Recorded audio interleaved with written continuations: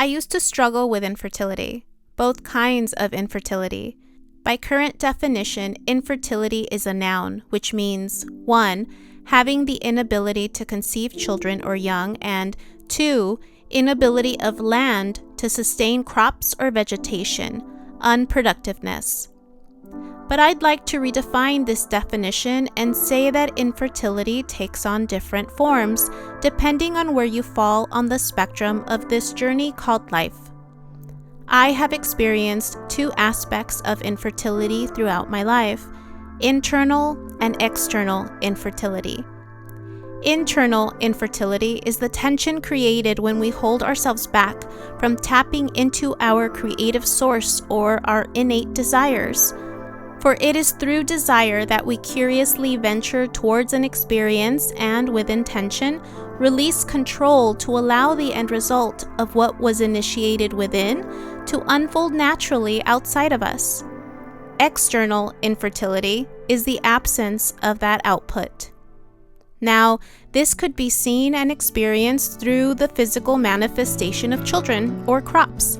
But for those of us without children, this can take other forms. It can be the inspired seed of thought taking a hold of you, birthing a project, a painting, a song, etc. into existence. It could be the collaboration of two or more people and their creative forces at work to solve a problem. I encountered a person once who was experiencing this type of internal infertility, and when I shared a desire of mine to create something with him, he asked, "What should we create?" "I don't know," I replied. "Why don't we lock ourselves up in a room? I'll watch you paint, and then we can make love, and then repeat the process all over again."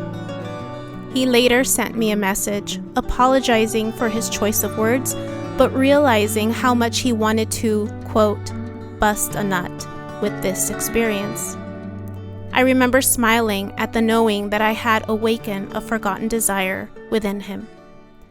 But I also had not realized how long I had held myself back from tapping into my own internal fertility, the desire to create. I would get spurts of it when it had to do with my nieces and nephews. I'd focus on creating memorable experiences for them during the holidays. I wanted them to know how much I loved them and went above and beyond for them. I figured I didn't have children of my own, and so instead, I'd give whatever creative energy I had to them, not realizing that I first needed to give it to myself, to learn how to fill my own cup of creation. But motherhood was something I always battled with, from watching my mother struggle with her own role of being a mother and knowing she had to give up her own long-lost desires, her own dreams when she got pregnant with me. It didn't evoke a desire within me to repeat that same cycle. If anything, I counted the days for 21, the age my mother was when she had me.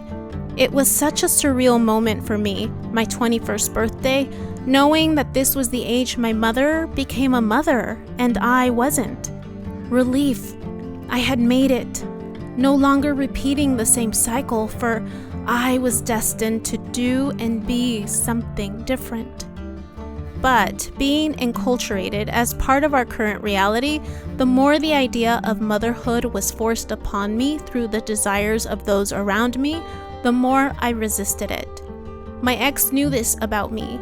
Our on-again and off-again courtship was because of this exact thing. I knew he wanted marriage and children one day, and I didn't see myself doing any of those things at a young age. But the fear of losing his peaceful demeanor scared me. In the middle of our unstable marriage, it was encouraged by a few business partners and the pressure of our family to have a baby. By that time, I was at a loss and was actually considering this option as I didn't know what else would reignite the lost passion between us. But I feared that having a baby would result in me taking the lead, and I was tired of taking the lead. I was tired of being the only one calling the shots. I was just tired of being in this marriage alone. But I didn't trust him, mostly because I didn't trust myself. And as the story goes, I didn't listen to my intuition and figured I'd go along with this process of creating a child, hoping for the best. During one of our trips to Mexico, it was recommended that I see a curandera who had a reputation for helping women conceive. She gave me the most intense lower abdominal massage. "You can scream if you want to," she said to me in Spanish. "I've heard it all." But I was pissed. I did not want to be there, but out of respect for my in-laws' suggestion, I agreed to it. And what upset me the most was that not once was my ex considered as part of the problem, only the female. I shook my head no, for I was not about to give them the pleasure of me showing my pain. I remained silent throughout the entire process, reminding myself of how I learned to regulate my breathing with my running and did the same here, learning how to flow and breathe with the pain. My mother-in-law and ex worried because there were no screams coming out of my room, and they would peek inside to see if I was okay. La curandera assured them I was and continued the process. I remained silent the rest of that day. Upon arriving to the US and after my anger subsided, we considered talking to a specialist. The specialist said we both had issues. Mine was with ovulation. But not once did he consider the possibility that this was because of all the stress I was experiencing. My internal cycle was off balance. We were both given medication and encouraged to track our progress. However, any attempts of a possible pregnancy led to early miscarriages.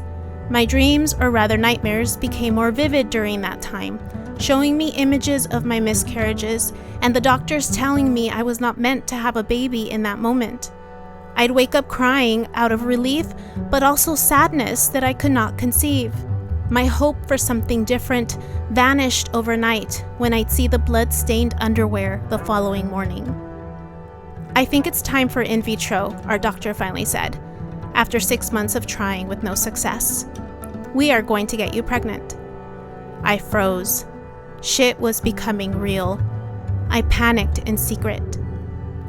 The universe intervened once more because I was destined for something else. An unexpected distraction.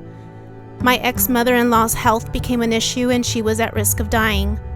This heaviness weighed on my ex, and our attempts to conceive were discarded as we focused on helping to bring her back to life. When you don't follow your destiny, fate steps in and forces your hand. My ovulation naturally came back like clockwork the moment we moved away from my stressors. Since then, I have had no issues with ovulation. As I slowly continued to release my many stressors, my body became more at ease with myself and with life. Early in my healing journey, I became triggered with anything regarding motherhood. I remember crying and realizing what a beautiful thing it was. Dreams and nightmares around the topic helped to resolve this internal rejection towards conceiving and any conditions around it. Being on the other side, I stop and look around. All I see are mini-me's, variations of me, pieces of me, in each poem, in each online course, in each video, in each story, bringing my words to life, and each version of me taking on a life of its own. Each one birthed at a certain point in my journey, my creative projects unleashed. No, I no longer have a problem with infertility.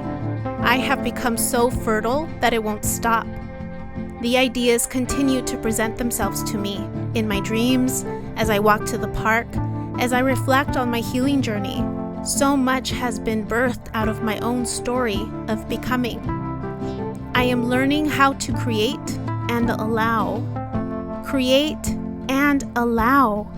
Create and then allow. Create projects and then allow. Create children and then allow. Because when you give life to something, it will eventually take a life of its own. And mutual respect is then warranted to allow this living, breathing expansion of you to take form, to find its own way. There is no doubt, no worry, no fear that it will get lost, for simply by existing, it will inspire others. It will ignite the fire in the seeds that have become stagnant. It will change the world in its own time, as I have changed my own world in my own time. because I believe in the process of mutual respect as one discovers and paves their own way of becoming, of being born again. Create and allow. Create and allow. Allow it to shine bright in its own light, in its own time. The simple satisfaction of birthing such an idea, of giving life to a dream in any form, is the act of expansion within itself. My name is Yubi, and this is my transformed truth.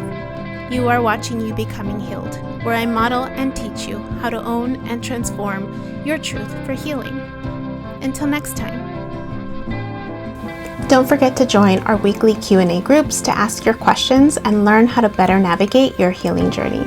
Just to recap, we have the Dream Decoders group on Mondays, the Balanced Healing group on Wednesdays, and the Body Experts group on Fridays.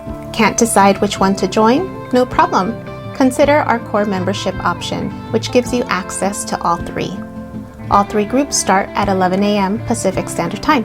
The links are found in the description box below. See you there!